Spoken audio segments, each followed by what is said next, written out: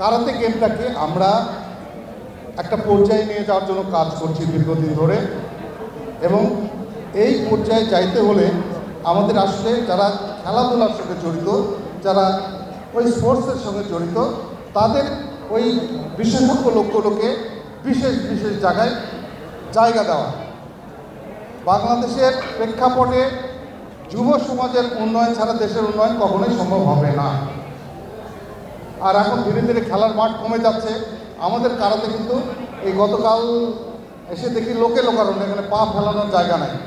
হাজার হাজার মানুষ, টোটাল পার্টিসিপেন্ট 1000 প্লাস,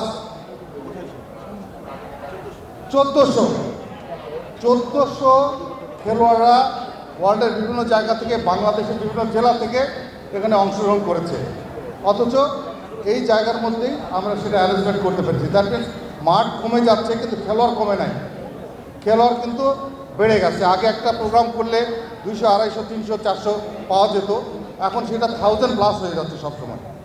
আমি আমাদের আজকে চিফ গেস্টের কাছে অনুরোধ করব যে ভবিষ্যতে এই কারাতে যে গেমটা, এটা স্পোর্টস কারাতে,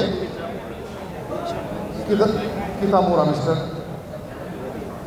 আপনি এই গেমটার প্রতি অবশ্যই দৃষ্টি রাখবেন, স্নেহ রাখবেন, যাতে আমাদের সন্তানরা সুস্থ সবল দেহে এই সমাজে বাঁচতে পারে।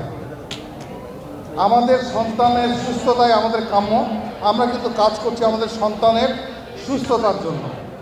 এরপরে যে বিষয়গুলো আছে, লেখাপড়া বা সামাজিকতা বা রাষ্ট্রের বিভিন্ন জায়গায় কাজ করা, সেটা পরের বিষয়।